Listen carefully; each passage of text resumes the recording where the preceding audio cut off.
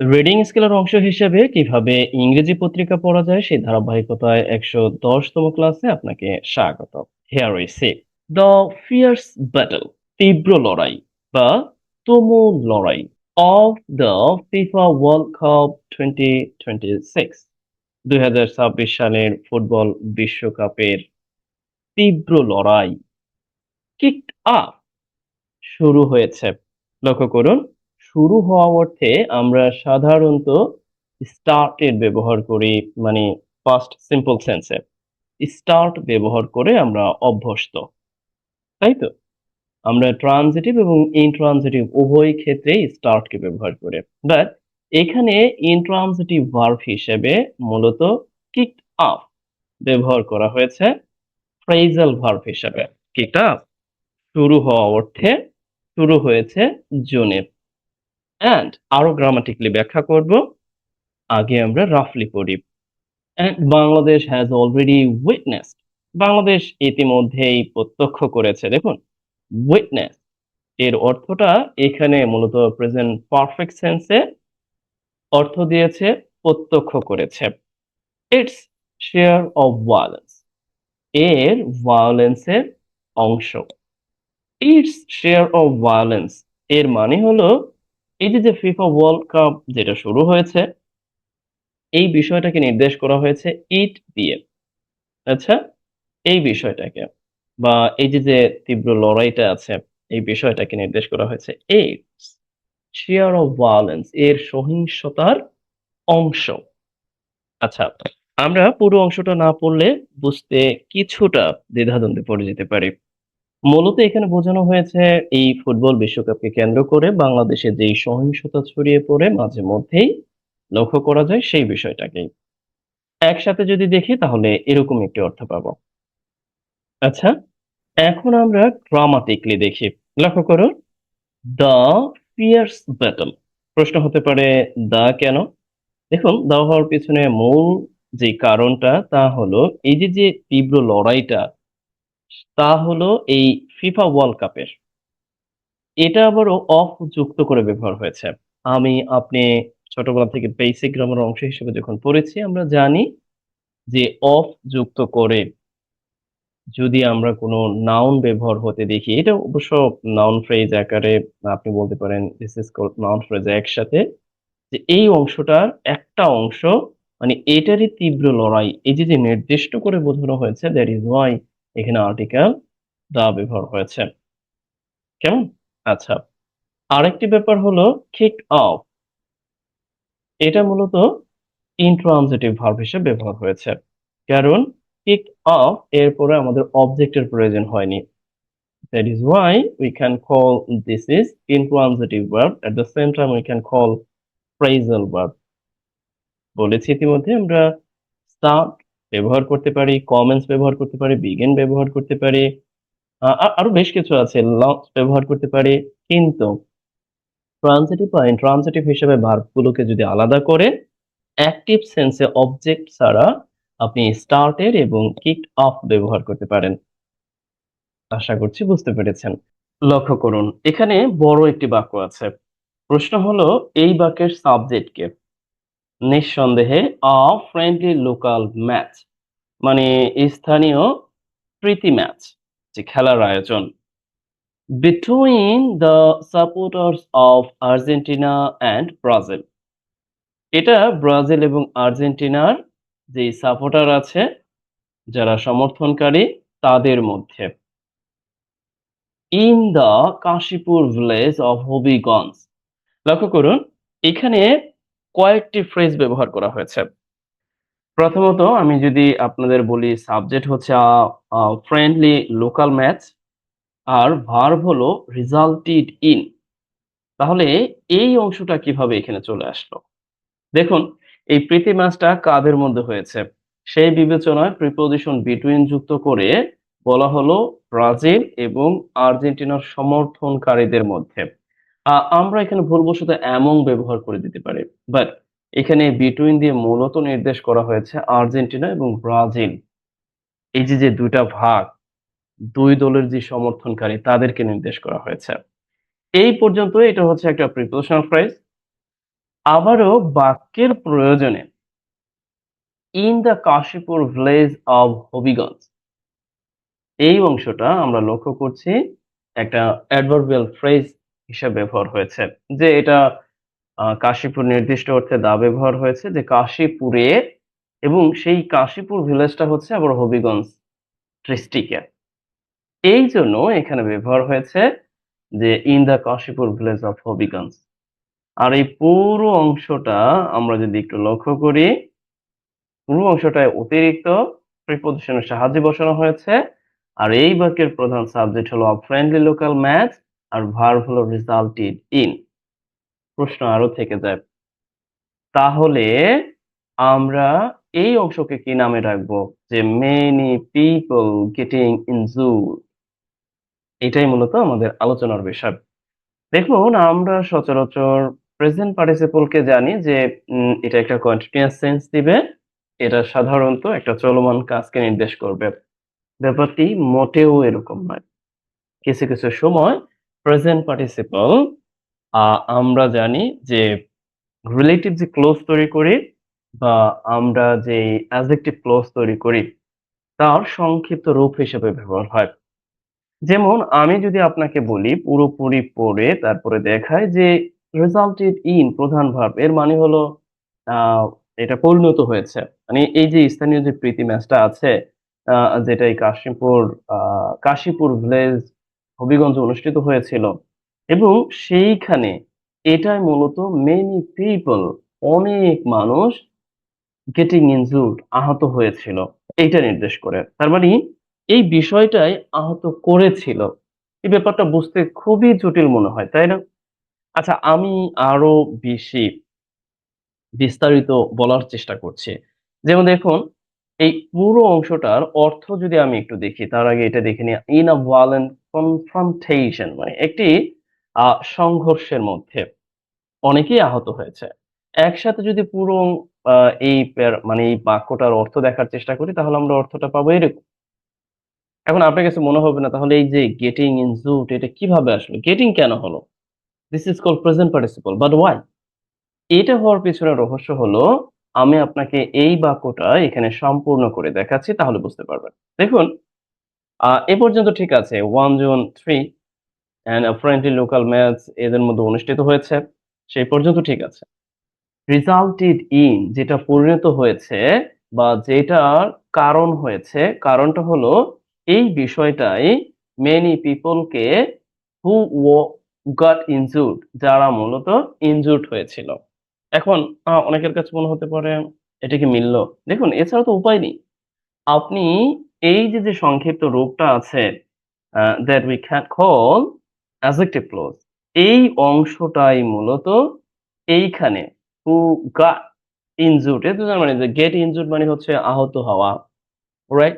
সেই বিষয়টা এখানে লেখা হচ্ছে গেটিং ইনজুর্ড, মানে আহত হয়েছে, বা আহত হওয়ার কারণ হয়েছে। অনেকের কাছে এই রিজাল্টেড ইন ব্যাপারটা জটিল মনে হতে পারে। আচ্ছা, আমি যদি আপনাকে একটু সুবিধা করে দেই, আপনি এটার পরিবর্তে এখানে কজ ব্যবহার করতে পারেন, এইভাবে কজ। অথবা আপনি আহ লেট টু ব্যবহার করতে পারেন, মানে পর্যবসিত হওয়া বা মানুষগুলোকে ঠেলে দেওয়া। অথবা আপনি এখানে লি লেফট ব্যবহার করতে পারেন। এটা আরো বেশি উপযুক্ত, তাই না? আর সবচেয়ে ভালো হয়, এখন আপনি যদি দেখেন মেনি পিপল, এখন আপনি এই অংশটা এটা ছাড়াও লিখে দিতে পারবেন যে গট ইনজুর্ড, মানে অনেক মানুষকে ইনজুর্ড করেছেন, এটা ছাড়াই লিখতে পারবেন, রাইট? এখন আমরা আবারও দেখছি যে বাক্যের সুবিধা অনুযায়ী সামান্য পরিবর্তন করে রিজাল্টেড ইন দিয়েছি, ঠিক আছে। মেনি পিপল, যেই পিপলদের নির্দেশ করার জন্য হু ব্যবহার করে আমরা বললাম যারা ইনজুর্ড হয়েছিল একটা ভায়োলেন্ট কনফ্রন্টেশনে, মানে সংঘর্ষে, একেবারে সামনাসামনি মারামারিতে। আমি পারি। আচ্ছা, যদি এরকম হয় তাহলে এই জাতীয় বাক্যকে আপনি তৈরি করতে পারবেন। যেমন ধরুন, আপনি চিন্তা করবেন যে আপনার এলাকায় একটা ম্যাচ অনুষ্ঠিত হয়েছে, যেখানে কল্পনা করুন, যেখানে আর্জেন্টিনা এবং ব্রাজিলের সাপোর্টাররা, হোক না মিলে যাক, আপনি আপনার মতো করে চেষ্টা করবেন, আপনার এলাকার নাম দিবেন, ঠিক এই জায়গাটায় এখানে রিজাল্টেড ইন এর পরিবর্তে আপনি লেফট ব্যবহার করতে পারেন, পাস্ট সেন্সে লেট ব্যবহার করতে পারেন, কজ ব্যবহার করতে পারেন। তারপরে বলে দিতে পারেন যে মেনি পিপল ইনজুরিজ, অথবা আপনি যদি এভাবে দিতে চান যে মেনি পিপল গেটিং ইনজুরড, আহত হয়েছিল। যদিও এটা প্রেজেন্ট পার্টিসিপল আকারে আছে, আর এখানে মেইন ভার্ব হিসাবে মূলত রিলেটিভ ক্লোজ কে নির্দেশ করছে, সেই হিসাবে আছে। আপনি যেই হিসাবেই হোক না কেন, আপনার মতো করে আপনার এলাকাকে যদি এলাকায় না হয় অন্য এলাকায় যাই হোক না কেন একটু কেন্দ্র করে একটা বাক্য লিখে দিতে পারেন। অলদো, যদিও, এখানে অলদো ব্যবহার হয়েছে কনজাংশন হিসেবে, কনজাংশন হিসেবে। যদিও উইনিং দ্য ওয়ার্ল্ড কাপ, মানে ওয়ার্ল্ড কাপ জয় করা, এখানে উইনিং ব্যবহার হয়েছে মূলত আমরা যে জেরান্ড পড়েছি সেই জেরান্ড একই সাথে সাবজেক্টের কাজ করেছে। মানে ওয়ার্ল্ড কাপ জয় করা may be a distant dream, একটি দূরবর্তী, বা আমরা অনেক সময় বলি না অনেক দূরের বিষয়, অনেক দূরের স্বপ্ন, এই অর্থে। মানে যদিও এই ওয়ার্ল্ড কাপ জয় করাটা মানে অনেক দূরের স্বপ্ন হতে পারে ফর বাংলাদেশ, বাংলাদেশের জন্য, আমার মনে হয় একটু বাংলায় লিখে দিলে ভালো হয় যে দূরবর্তী স্বপ্ন। দ্য কান্ট্রি, কিন্তু বাংলাদেশ মানে এই দেশের কথা নির্দেশ করেছে, বিকাম হয়েছে বা হয় প্যাশনেটলি ডিভাইডেড, মানে একেবারে প্যাশনেটলি ভাগ হয়ে যায়, মানে আবেগের উপর আবেগতাড়িত হয়ে, আবেগপ্রবণ হয়ে একজন আরেকজনের সাথে ভাগ ভাগ হয়ে যায়। ডিভাইডেড দুটি ভাগে বিভক্ত হয়, একটা আর্জেন্টিনার ভক্ত, একটা ব্রাজিলের ভক্ত, যদিও আমরা জানি অন্য অন্য অনেক দেশের ভক্তবিন্দু আছেন। আচ্ছা, during the world cup season, এই ওয়ার্ল্ড কাপ সিজনের সময়, ডিউরিং সময়ে, ওয়ার্ল্ড কাপ এই ওয়ার্ল্ড কাপ ঋতুতে মূলত এরা দুই ভাগে বা ভাগ হয়ে যায়, এই অর্থে আমরা বলতে পারি। আচ্ছা, আমি গ্রামাটিক্যালি ব্যাখ্যা করব, আগে একসাথে একটু দেখে নিতে পারি যে আবেগের উপর ভিত্তি করে ভাগ হয়ে যায়। তাছাড়া আমরা যদি পুরো বাক্যটাই একসাথে দেখি তাহলে এরকম ভাবে দেখতে পারেন। এখন আসুন আমরা কোন অংশকে কি নামে ডাকলাম। ইতিমধ্যে আমি বলেছি and this is called a conjunction। আর যখন although বা though বা conjunction যুক্ত হয়ে যখন একটি নির্ভরশীল বাক্য তৈরি হয়, definitely we can call this part as adverbial clause। আচ্ছা, আমরা প্রত্যেকটি ক্লজকেই চিহ্নিত করব। আর এই অংশটা ইতিমধ্যে আমি বলেছি যে সাবজেক্টের জায়গায় কাজ করবে, একই সাথে জেনান মূলত কোনো নাউন বা নাউন ফ্রেজকে নিতে পারে, যেমন উইনিং ওয়ার্ল্ড কাপ, এই ওয়ার্ল্ড কাপকে নির্দেশ করা হয়েছে। এটা জিতে যাওয়াটা, এটা জয় করাটাকে নির্দেশ করেছে। দ্যাট ইজ ওয়াই আমরা মূলত জেরান্ড ব্যবহার করতে পারি সাবজেক্টের জায়গায়। আর এখানে ভার্ব হিসেবে মেক আ ডিস্ট্যান্ট ড্রিম, মানে দূরবর্তী স্বপ্ন, অনেক দূরের স্বপ্ন। কিন্তু আচ্ছা, আমরা সাধারণত এই অলদো ব্যবহার করলে এখানে ভুলবশত আবার বাট ব্যবহার করি। এটা কখনো করা যাবে না। মানে আপনি যখন অলদো ব্যবহার করেছেন, যদিও তার মধ্যেই বাট ইতিমধ্যেই আছে, লেখালেখিতে এই ব্যাপারটা আমরা সতর্ক থাকবো। কেমন? দ্য কান্ট্রি বিকামস, মানে এই দেশটি, আমাদের দেশকে নিতে প্যাশনেটলি আবেগপ্রবণ ভাবে ডিভাইডেড, দ্বিখণ্ডিত। ডিউরিং ব্যবহার করা হয়েছে কোন একটা সময়, যেমন আপনি বলতে পারেন যে আমি গ্রীষ্মের সময়ে কি খুব বেশি ক্লান্ত হই, বা যেকোনো একটা ব্যাপার, বা আপনি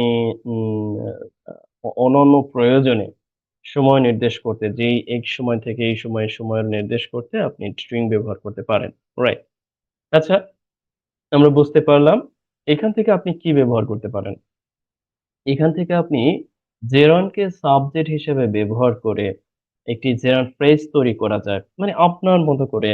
যেমন ধরেন প্লে মানে হচ্ছে খেলা করা। প্লেয়িং মানে আপনি আ ধরেন এটাকে ধরে নিলেন যে এটাকে আপনি জেরন্ড হিসেবে ব্যবহার করবেন। তাহলে বলে দিবেন যে প্লেয়িং ফুটবল। তারপরে আপনি লিখে দিলেন যে playing football is my favourite sport. বা এবার দ্য প্লেয়িং ফুটবল ইস মাই হবি। মানে ফুটবল খেলাটা আমার হবি। এইভাবে একটা বাক্য আপনি তৈরি করতে পারেন। At the same time, becomes what type of verb?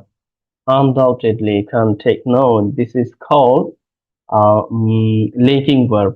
মূলত লিঙ্কিং ভার্বের ব্যবহারটা অন্যান্য ভার্বের তুলনায় অপেক্ষাকৃত বেশি ব্যবহার হয় হওয়া অর্থে। হওয়া বা হয় বা পাস্ট টেন্সে হয়েছিল অর্থ প্রদানের। আই থিংক সো আপনি এটা নোট করবেন। দ্য স্ট্রিটস, রাস্তাঘাট।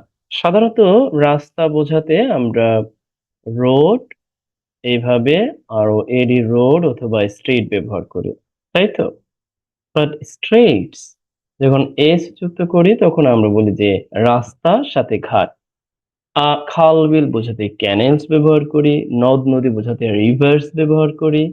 একই রকম ভাবে আপনি কিছু কিছু নাউন আছে যেমন ঝোপঝাড় বোঝাতে আমরা ব্যবহার করে থাকি ইংরেজি। ওই ইংরেজিকে আপনি জাস্ট প্লুরাল করে দিলেই অনেক ক্ষেত্রে এই বাংলায় দ্বিত্ব বিষয়টা লক্ষ্য করা যায়। দ্য স্ট্রিটস, রাস্তাঘাট। অ্যান্ড মূলত আবারও কেউ কেউ বলতে পারেন আচ্ছা এখানে নির্দিষ্ট অর্থে এই দাটা ব্যবহার করার যৌক্তিকতা কি?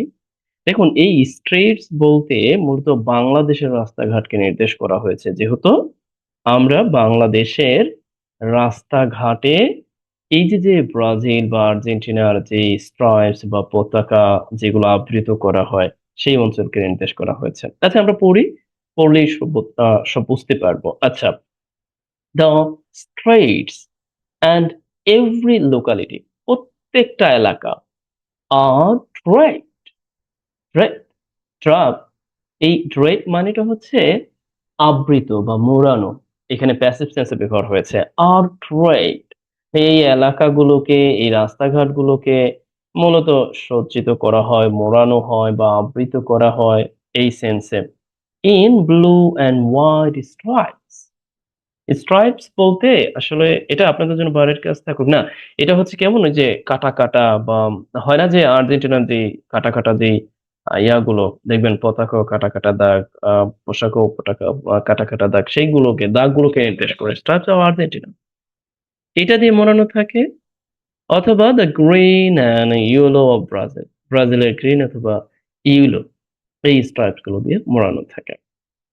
আচ্ছা, লক্ষ্য করুন এখানে রাইট এরপর ইন ব্যবহার হয়েছে।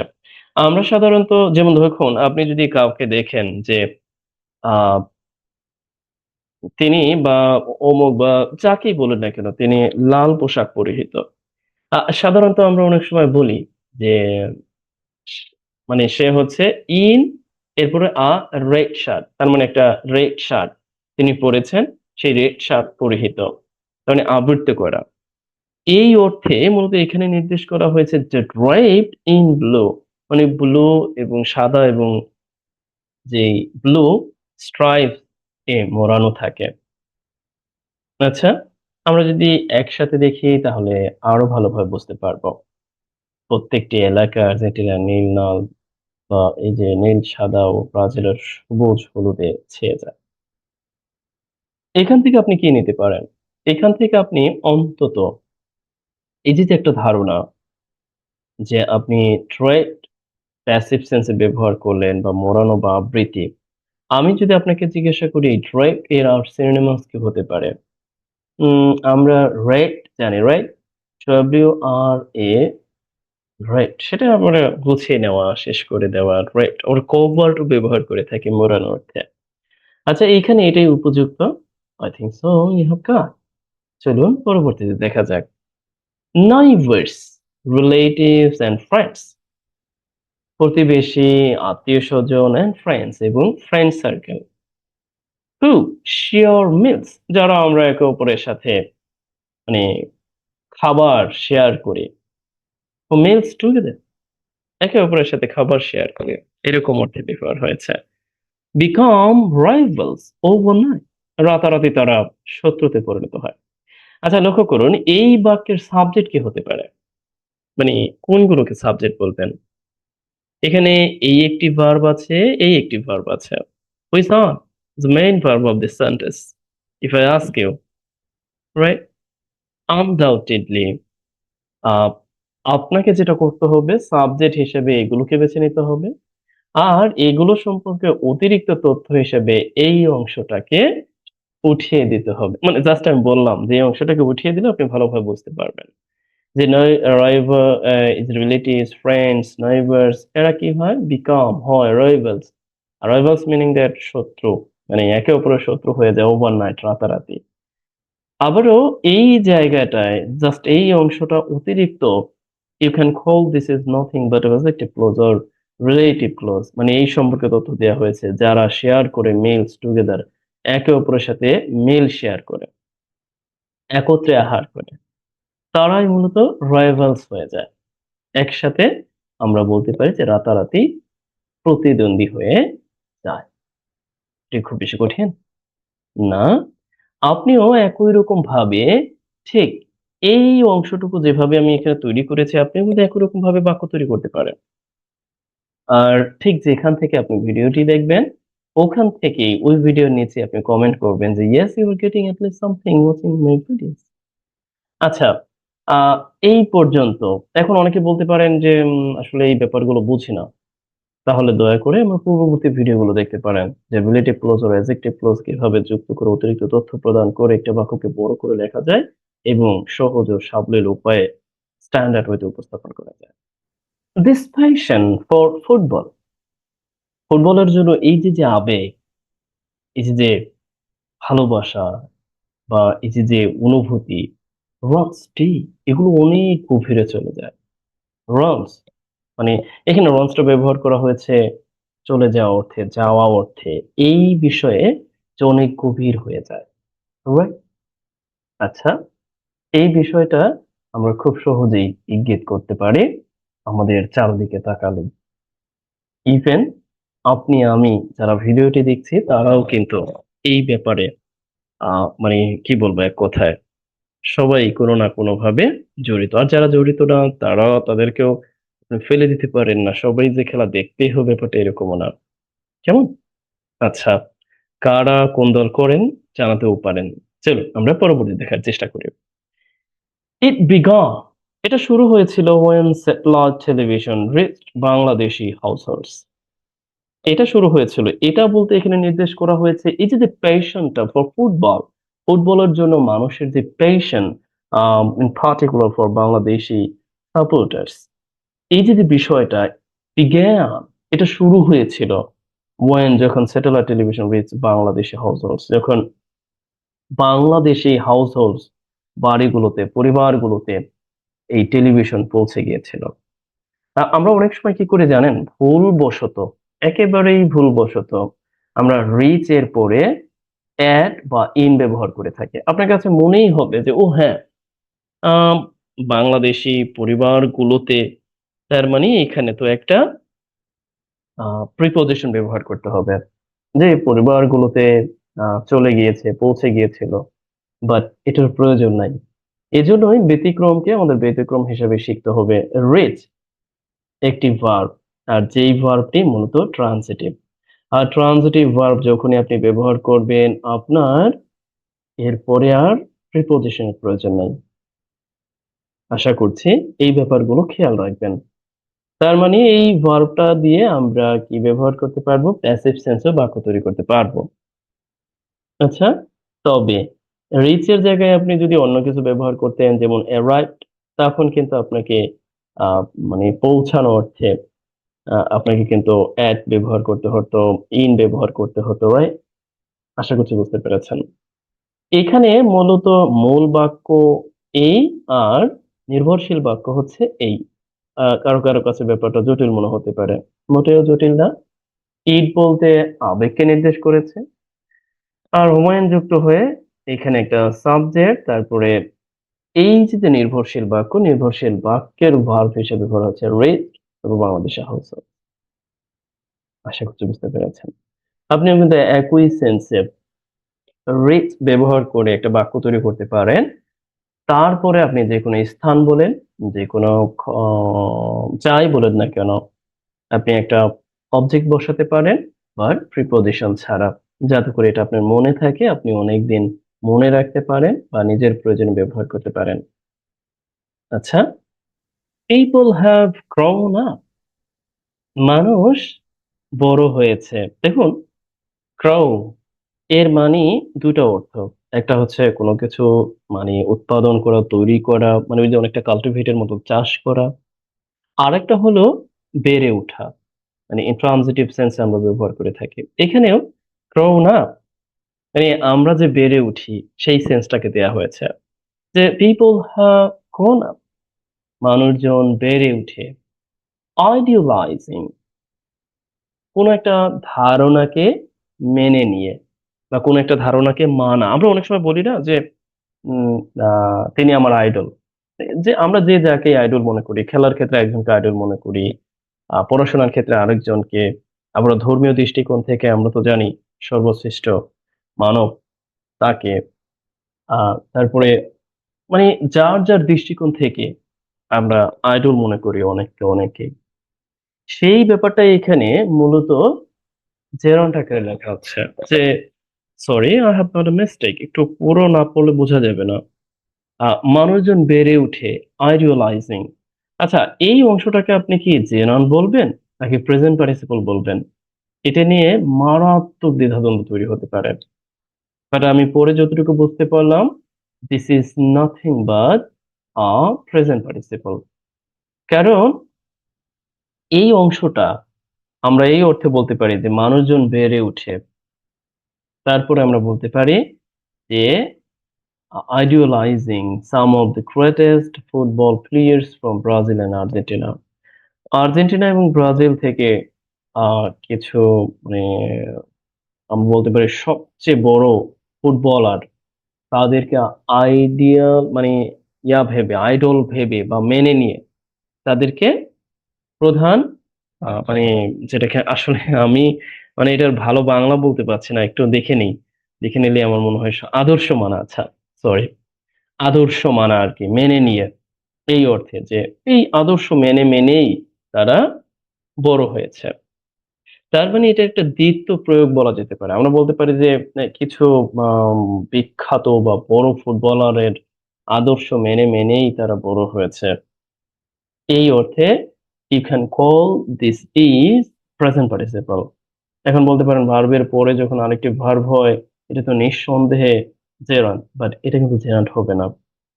প্রেজেন্ট পার্টিসিপল হবে। এই কারণে এটাকে আপনি আলাদাভাবে লিখতে পারবেন।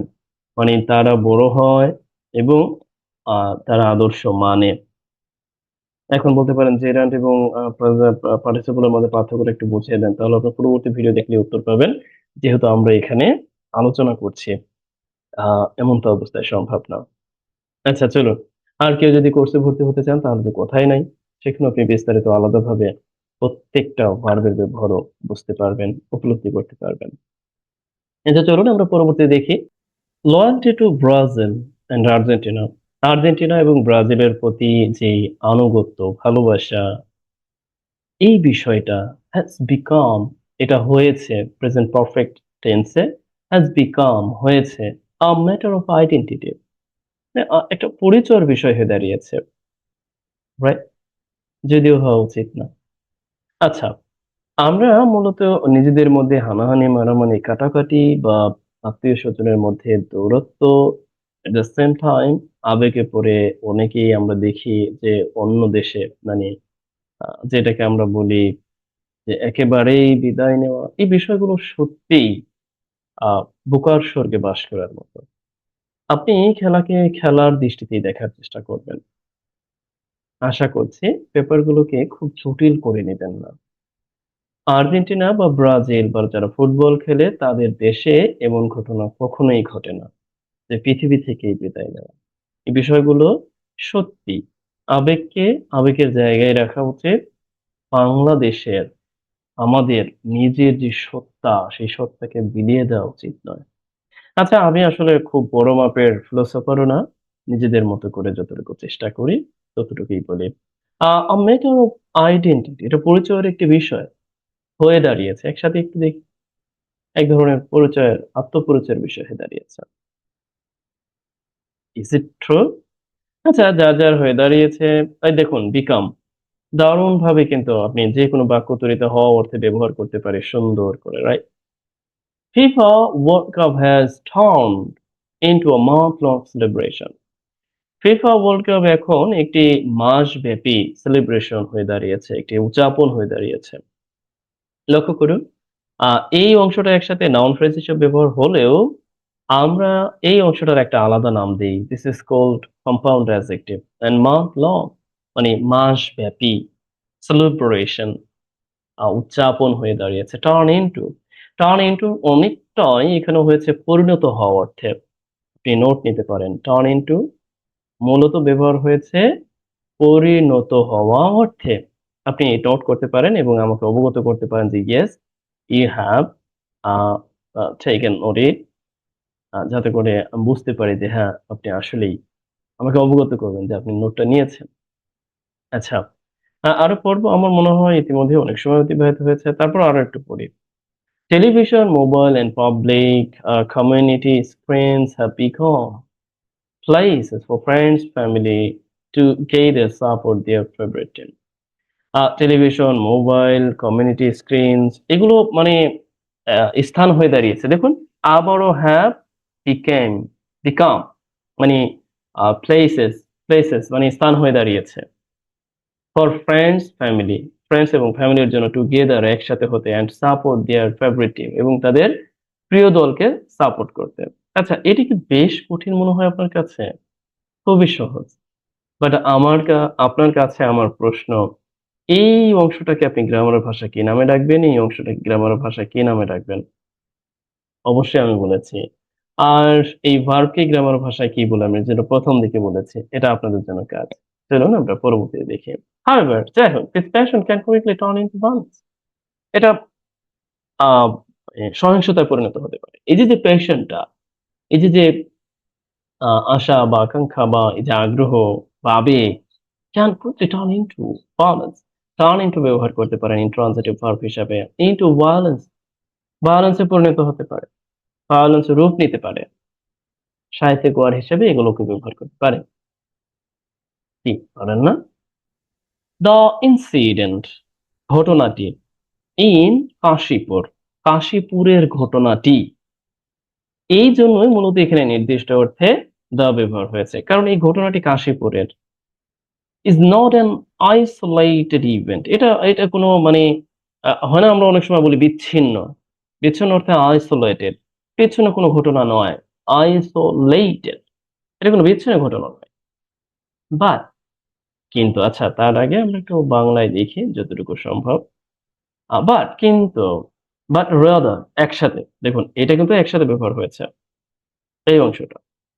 The latest chapter in a pattern, এই যে একটা প্যাটার্ন আছে বাংলাদেশের ধারাবাহিকতায়, খেলা দেখলেই একটা সহিংসতা হবে। তার লেটেস্ট চ্যাপ্টারের চেয়ে কোনো বিচ্ছিন্ন ঘটনা নয়। মানে এটা বলা যায় যে এরকমই, এই অর্থে যে দ্যাট হ্যাজ রিকার্ড, যেই বিষয়টা বারবার ঘটে। রিকর্ড মিনিং দ্যাট, মূলত রিপিটেডলি কিছু হওয়া অর্থে বারবার ঘটা, যে বিষয়টা ঘটেছে during every World Cup over the last few decades, গত কয়েক দশকে। দেখুন, এই পর্যন্ত একটা অংশ, this is called prepositional phrase or you can call it adverbial phrase, যে প্রত্যেকটা বিশ্বকাপের সময়। আবার এখানে আরো একটি ফ্রেজ ব্যবহার হয়েছে, ওভার দ্য লাস্ট ফিউ ডিকেডস, সময় নির্দেশ করতে, যে গত কয়েক দশক ধরে। এখানে এই ওভারটা ধরে অর্থ দিচ্ছে যে গত কয়েক দশক ধরে প্রত্যেকটা বিশ্বকাপের সময়ে বারবার যে এই ঘটনাটা ঘটেছে, যে প্যাটার্নটে, সেই চ্যাপ্টারের চেয়ে বিচ্ছিন্ন কোনো ঘটনা না। তার মানে একই রকম ঘটনা একসাথে দেখলে আমরা আরো ভালো উপলব্ধি করি। বরং এটা গত কয়েক দশক ধরে বিশ্বকাপেরই সময়ে ঘটে চলা যে পুনরাবৃত্তিমূলক ধারার সর্বশেষ মত। দেখুন, আমি যেভাবে বলেছি ঠিক ওভাবেই যে হতে হবে এরকম না। আবার এখানে যেটা লেখা আছে এভাবে যে হতে হবে এরকম না। মূলত আপনি উপলব্ধি করতে পারেন কিনা, এটাই হলো সবচেয়ে বেশি দিক। আশা করছি বুঝতে পেরেছেন। আচ্ছা, এখন এইগুলো আপনার জন্য কাজ। আমার পক্ষে আর সম্ভব না আপাতত। আশা করছি আপনি এগুলোকে নিজের মতো করে একটু অনুবাদ করবেন, এরপরে নির্ধারিত গ্রুপে জমা দিবেন। এই পর্যন্ত, যতটুকু সম্ভব এই পর্যন্ত নিজের মতো করে আপনাদের কাছে ফাইলটি থাকবে। এরপর আপনার মতো করে আপনি জমা দিবেন। আমি দেখবো যে হ্যাঁ, আপনি এগুলো করেছেন বা করার চেষ্টা করেছেন। আজ তাহলে এই পর্যন্তই। ভালো থাকুন এবং নিজে নিজে চেষ্টা করুন, অন্যদেরকে শিখান এবং যদি কেউ মনে চায় আমার কোর্সে ভর্তি হবেন, কোর্সে ভর্তি হতে পারেন। ভালো থাকুন।